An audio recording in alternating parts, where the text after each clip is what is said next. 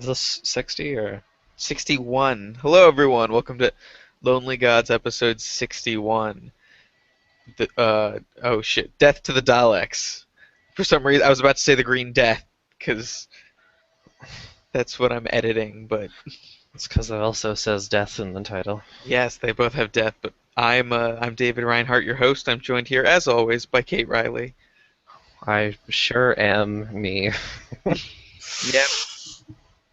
And yes, we are here this week to talk about Death to the Daleks, the third Doctor story, and our third story with Sarah Jane. Yay, I guess. What? So, Why? I That don't was know. lackluster. It is. I'm very unenthusiastic about this episode story thing. Because it's kind of interesting and then not that great. I don't know. It's fine. I guess. I don't think it's terribly interesting. I mean, I there's think not it's an really. interesting concept that they don't make like the whole power draining and being forced to technically work with the Daleks to get off. Like it's they're all like forced into this awful situation, and that's an interesting idea that they don't pull off in an interesting way. Well, I mean, it doesn't really matter beyond the first couple of episodes Yeah. because yeah, I don't know. I like the idea of Daleks with machine guns, but I mean that's the thing. Like the power drain, the Daleks don't stay like helpless for long, and the Yeah. humans have weapons too. So it's a little bit. I mean, it's another one of those things where it's mostly an excuse for the viewer who asks the question, well, why don't they just get back in the TARDIS and go? So, Yeah. but Yeah. hey, it is Daleks with machine guns, so I'll give him credit for fucking coming up with that. Because on a cheesy like stupid level, I do enjoy that it just for that fact alone. And they burn a Dalek. Yeah. Also, they burn like an Exelon to death on screen horrifically Yeah. because of that fucking tentacle thing. It's So, beautiful. so what happens in Death to the Daleks? The TARDIS suffers a power failure and lands on Exelon, where not only have they crash landed, but there is a Marine Space Corps expedition that crash landed due to power drain and a Dalek ship. And meanwhile, the Exelons are split into two different camps. Yes, right. Because there's this ancient like Living City. living There's like an AI city that they built that became sentient or whatever and killed the and inhabitants. half the Exelons are trying to uh, rebuild their lives and take down the city, and the other half worship the city as a god, Yes, yes, which and is they which is also quite interesting. yeah, it's that old Terry Nation chestnut of being like, oh, this is a really interesting idea. The story is not very good though. Yeah, So yeah, it's it's there's kind of actually a lot of different points crammed in there, but they're not the episodes themselves aren't always like super exciting, and they don't do really a whole lot of interesting stuff with it. So it's like, bleh. But I mean, I think I think the first half of the story is kind of meh, and the second half's a little bit more interesting. But that's mostly because the Doctor ends up teaming up with one of the cave Exelons. What's his name? Like Bellic or uh, something. I'll look it up. Bilal. Belal. Yes. Okay, well I liked him, and him and the Doctor together had a nice dynamic, and I almost wish he could have been a companion because that would be cool. Um, I don't know. Him and John Pertwee like got along really well together, and even though I guess the second half of the episode probably is actually the weaker scripts, but the two of them really made it work because they take up a lot of the screen time together. Yeah. No, I'll agree with that. But I mean, the the first second half half. didn't have that, and it was kind of like, eh.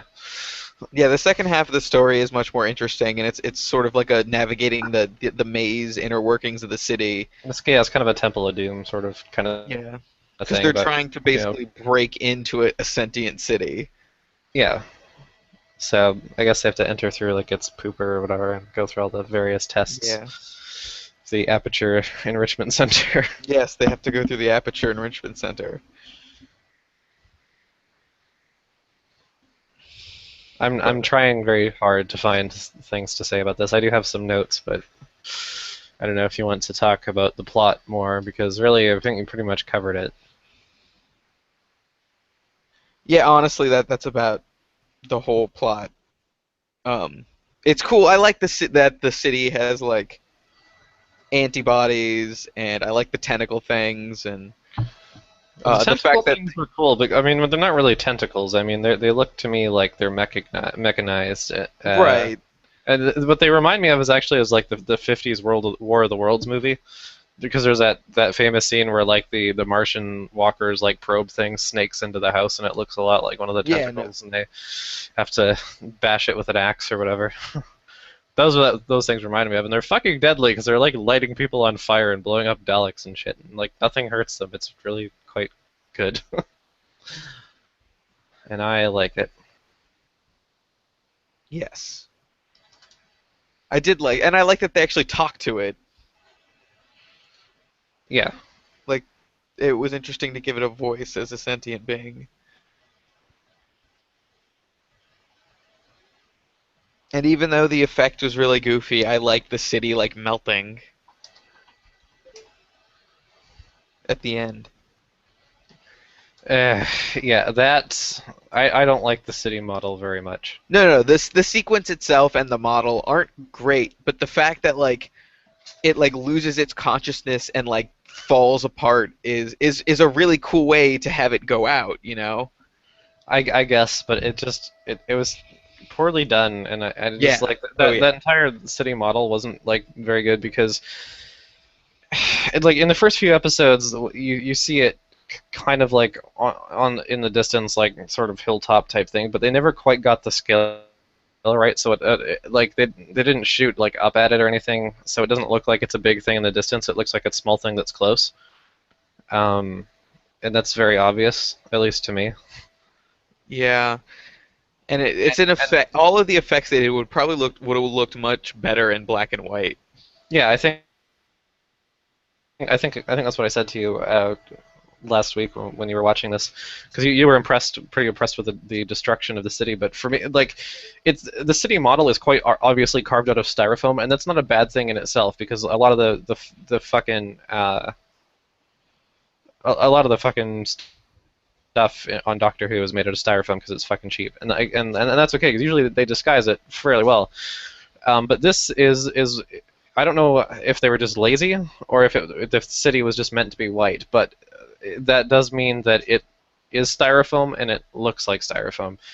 It hasn't been painted, like the texture of the styrofoam hasn't been disguised. It's just a thing made out of, carved out of styrofoam. And Yeah. it looks like ass, especially when it's melting and you get into close-ups of it, and it's very obviously somebody just poured like acetone on fucking styrofoam. It's just that they haven't dulled it up at all, and like you said, I think it would work better in black and white because you wouldn't notice it that much. Yeah, but like I said, I like the whole conceit behind that scene. But yeah, no, it does look like shit. It really does. And I don't like to harp on Doctor Who effects too much just because of like it's like 1974. Like what do you want? but It doesn't, but usually like if there are bad effects or whatever, you can tell that there was a lot of like heart put in to try to make it look good. This feels lazy. That's why I don't feel bad harping on it because it feels like a lazy effect. it does seem pretty lazy. It might be one of those things where it's just you just run out of money. I mean, there's a lot of location Yeah. shooting on this, and And those probes look pretty good. those They did a probes look decent good. job, and those effects, some of those effects were pretty decent for the time. Yeah, there's I mean occasionally you can see a wire or two coming off of them, but I mean it's no big deal really. I like there's the one where the tentacle things like coming out of the water. It looks really good. Yeah. I think. I mean, if you look, you can see the wire, because obviously it's being hoisted on a crane above the water. But like, whatever. But it's actually that they actually built a big one was impressive. Oh yeah, yeah. And I mean, they had to lay down like sort of like minecart tracks and stuff for the Daleks to move on because I mean you're out in a bumpy sandy ass quarry. I mean how you know. But there's a lot of outdoor work on this, so I wonder if maybe the city model was just one of those things that it's like, well, we have to cheap out somewhere, otherwise this isn't getting finished. It's very likely. And I mean, they do the location filming first before any of the studio stuff, so I mean, I'm sure the costs for that came in before they had to worry about the model too much. Um, Actually, when they were doing location filming out in the sand hills or whatever, they had the Exelon makeup, which I thought is actually really good, and especially the like the cave ones like Bilal's makeup because he's got those glowing bits and stuff. Um, I don't know, and like just their skin texture and their like shitty clothes that they have is pretty neat to me. But anyway, the Exelon like their costumes and their makeup blended into the rocks so much that some of them like had a nap on the ground during lunch break, and like people They couldn't were find them. Like they got lost really. because they blended in too well. Unless they moved, it was like, where the fuck are they? That's hysterical. Yeah. And then there's this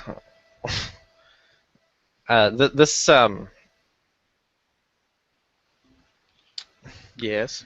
this story is something of an unusual story as far as Yes. shooting goes because not just on location but in the studio as well. They shot in like set order. The way that like a modern film would do it, like you shoot all the scenes in one set and then you move on to another set and you shoot all the scenes that way. Whereas like up until this point, it's pretty much just been like you do the episode Really? So this is chronologically, script the order. first Yeah. time they So adapted to modern production design or like intelligent production design? well, to film production design, yeah, and it's mostly because and they did that, and they did scenes from all four episodes at once, and I guess having to adapt to that was a bit of a problem because like the cast and crew had to figure this out. The BBC had to figure out how much time they had to allot to them because normally they had devoted time per episode, and then when you're shooting things all at once, that makes the bean counters confused. Sets weren't ready in time. Props and shit got sent to the wrong studio. Just annoying things like that. So, and then Elizabeth Sladen and John Pertwee are shitheads, and when they got tired from having to shoot different episodes material in a single day, they used to start acting silently, so that up in the booth they thought there was problems with the sound equipment, and they got to sit down where everything was checked. That's pretty funny. That's pretty good. I enjoy it. Total, like you said, shithead move, but funny. Shithead move, but funny. So, um, yeah. Also, that fucking maze they have to solve on the door panel in the city. You know, the thing with Pertwee and Bilal there with the Oh yeah, yeah. that maze is actually unsolvable. Really? If you actually wanted to sit down and do it, yeah, there's no way to finish it. Oh, great. So, yeah, what's another thing that? Oh, there's another thing that bugged me is like the last test when they're going through the thing is like a mind control thing, and the effect they have for it is like these obnoxious like flashing lights and fucking irritating like whiny noise, and it's just Oh yeah. it's not something that's like foreign to Doctor Who in this period, but this is like the worst of it because it's like flashing like red and green and flickering all over the place. It's like I can't imagine an epileptic would be allowed to watch this. I mean, it's giving me a headache, and I don't have any problems with that kind of thing. So it's pretty like and I don't like it. So actually, all the tests are a little bit silly. I mean, like the cliffhanger for episode 3 is that like there's colored floor tiles, and it's like dun dun dun credits. Yeah. Oh no, not the floor. But watching the Daleks get shocked was pretty great. Yeah, but that's true. But I mean, at the time of the cliffhanger, that was the first we've seen of the floor. We didn't know that it could shock you or that it was dangerous. It was just like, oh no, there's things on the floor. um, although speaking of the Daleks, why in the hell are they accompanied by like saxophone music in this story? It's like sultry and kind of like silly and playful music for them, which is very strange. It's not very Dalek-y. Because I don't. reasons, Kate. But it's, Reasons. but they're just like, oh no, the conquerors of the universe, and it's like,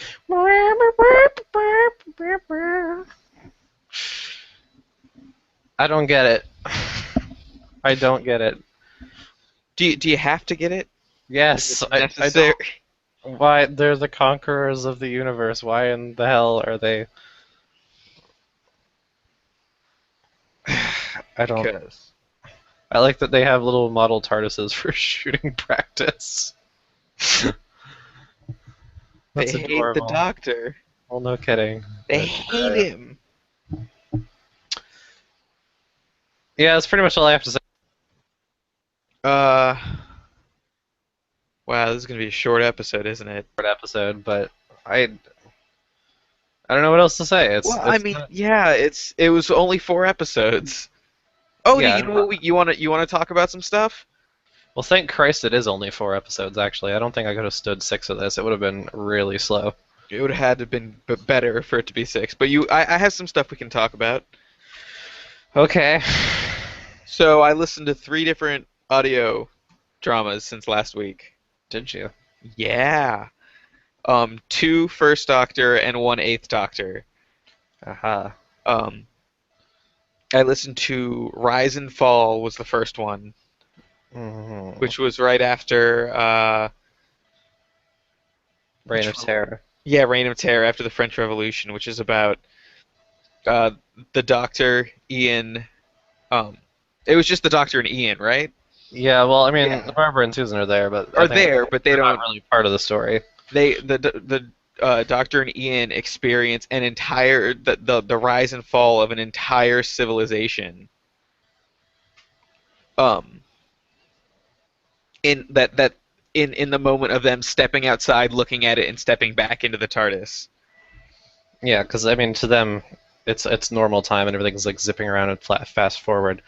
But to the civilization, I mean, they seem like they're frozen and they've been there since like primitive days, and they're just like legendary sort of figures.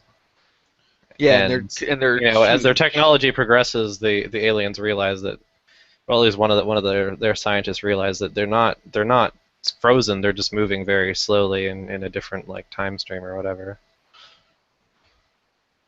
But like to Ian and the Doctor, it looks like it's just like fast forward where a city springs up and then crumbles away again after they've like wiped themselves out. It's kind of Yeah, a crazy thing.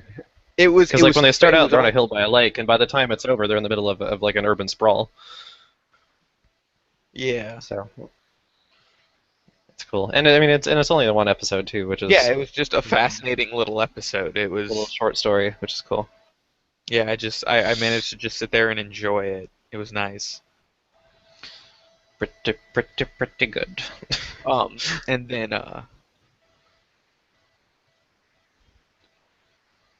sorry, the next one I watched or listened to was oh God, what was it called? I have to open up my folder again. Sorry. It's all right, fool. Yeah. Here we go. Let's see. Old. What was that one about? Fuck. Red.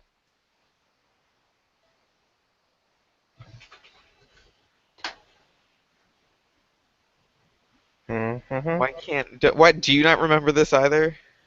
Well, I don't really remember what Oh, you. this was I'm sure you the mentioned it, one. The but Revenants is the one oh, with the mud monsters with the from mud Scotland. monsters. Yes, Yes. in Scotland. Yeah, this one was neat because it seemed like a horror story, and then it Yeah. and but the best part of this whole story was that the TARDIS land is pulled into Scotland in the 50s, and Ian and Barbara step outside the TARDIS, and then the TARDIS disappears. Right, because it And wasn't actually like completely landed yet. yeah, but Ian and Barbara spend the whole. It's two Yeah. episodes long, and they spend the whole episode, the first episode, thinking that the Doctor left them there, Yeah, just because I because mean it was this is close to their. It's like this is also 15 like years away from their time or whatever.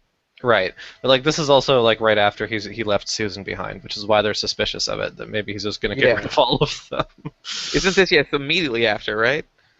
Yeah. Or no, it's after the rescue, which is after No, that. it's before. Because Oh, if it was before. after the rescue, they'd have Vicky, and they don't. So You're right. Um, sorry, my bad. well, whatever. But you come to find out that the Doctor was pulled what was it, like 3 or 4 years further into the past, and he Right, just and he waited for them, which yeah, was super neat. Like just like a really it's very sweet because I mean, if you were listening and watching the show sort of in chronological order, I mean, Hartnell's Doctor had only kind of just started warming up to them, so the fact that he would wait for them like that really shows how much he actually does care, and that, yeah. that they have become friends as opposed to sort of butting heads all the time like they were for most of the first season. But it was a really good character story, and then it comes to find out that the West von Jarl, or that's the Doctor, that's what they call him because he's like the knowing one. Uh, the Mud Monsters are an alien, a psychokinetic creature that is just drawn to powerful minds, and it's drawn to Ian, Barbara, and the Doctor because of their time in the TARDIS. Right. It's not. It's definitely not the first time and not the last time that monsters are just loving that delicious time vortex energy or whatever. Yeah, but it wasn't really a danger. It didn't mean to be a dangerous creature either. It was like a weird. Right. They couldn't tell that they were different types of life forms, and they were just having trouble like intersecting basically. Yeah. Yeah. And then the final story I listened to was oh god, the Time of the Daleks, Two Dalek stories. which was the Eighth Doctor Dalek story. Yes, two Yeah. Dalek stories, one far superior to the other. Oh, did you like Time better? I did like Time of the Daleks. Well, that's good. I'm glad to hear it. I was worried about it because it sort of connects to another mini series that's not really part of the Doctor Who like main range called Dalek Empire, and Time of the Daleks sort of branches off from that. And perhaps we'll listen to Dalek Empire in the future, but I was worried about how actually comprehensible it would be. So Well, it was fine because the Daleks actually play a smaller role, than you would think in a story called Time of the Daleks. Because it's a fascinating story about how the people of Britain in like the 21st century, late 21st century, I believe, yeah. they're forgetting William Shakespeare for some reason. Which is kind of an interesting hook because I mean that's kind of what gets you into the story at first, and it's not because like the TARDIS necessarily like lands anywhere. It's because the Doctor references Shakespeare and Charlie doesn't know what he's talking about. Yeah. And he's like, "How can you not? Clearly, you're not a moron. How do you not know what I then mean?" it's all about finding out that that someone's playing with time travel, and that the military, London is being ruled by a military dictatorship because of a big war. Like it's not in like a bad way, but like this was put into power for the war, and she's supposed to give power back to the people and hold democratic elections. And it turns I out like that the, like she is the time machine. the time machine. The Oh, it was time machine. The time. Yeah. Where it was like the mirrors and the clocks and stuff. And isn't that kind of the same thing they did with Evil of the Daleks, where they were like going from 60s London back to like Victorian times or whatever? I think it was in the mirror in that story too.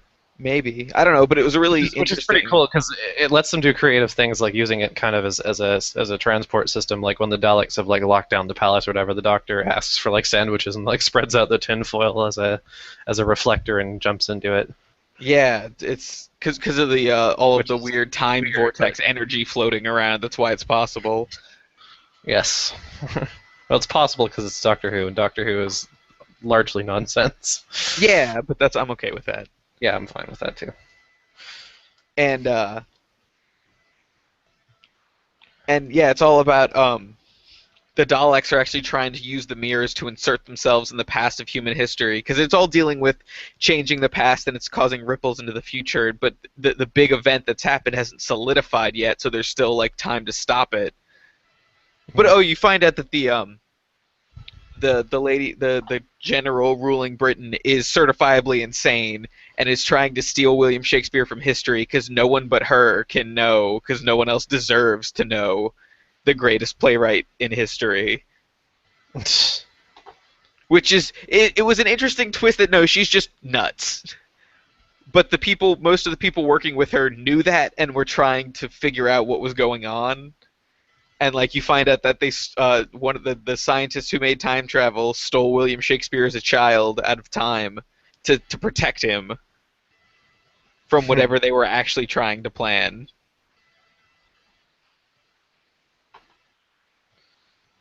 It was interesting. And the It is, Daleks served as a good force, and it seemed and it made sense that they'd want to come up and fuck up Earth, yeah. basically just to spite the Doctor. Well, yeah. I mean, I feel like the more the longer Doctor Who goes on, the more like personal that little conflict gets between them. You know. Of course, because he stops all of their big moments in history. He shows up and stops them. Yeah. So of course they hate him. Well, sure, but I mean, I remember back in the day they used to kind of have plans of their own. Now it's just like, damn you, I hate that doctor. Let's make sure he's sad. Yeah. Which why it was well, no, you haven't gotten there yet in the regular series. Never mind. Oh wait. Yeah, I don't know anything beyond Planet of the Dead. I don't know anything. Ah, Sorry. come on. Watch the last three. No, I'm sorry. That's not happening. I just finished Children of Earth. I've had enough New Who for a while, basically. Why? I don't know because I don't feel like it. Probably the next thing I'll watch is another season of Sarah Jane, so it'll be a while. But you have just watch the specials. Just finish those. That's all I care about. I don't care what you feel. I hate you. I hate Doctor Who. Or at least watch Miracle Day. I want someone else. I want to know someone else who's seen it so I can talk with them about it. Well, yes. It's not like I'm saying no. It's just give me some fucking time. Yes, eventually.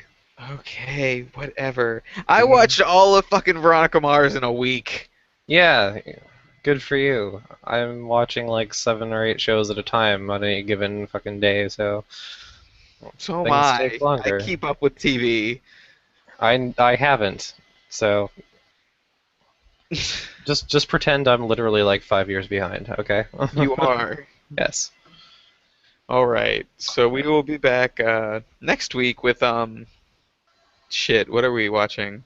Let me What are look. we watching next Oh week? I shit! I think closed it. I think it's Peladon, but I don't remember for sure. I think you're. Oh, this isn't the right one either. No, Yes. it's yeah, Monster of Peladon. Monster of Peladon. Okay, yeah, because the last one, the next one, the one after that's the last story The of the last season. and the last of John Pertwee. And yeah, Yeah, yes. which means I'm gonna have to start buying Tom Baker DVDs really quickly because yeah, At least I'm it's gonna. probably easier to find the Tom Baker ones.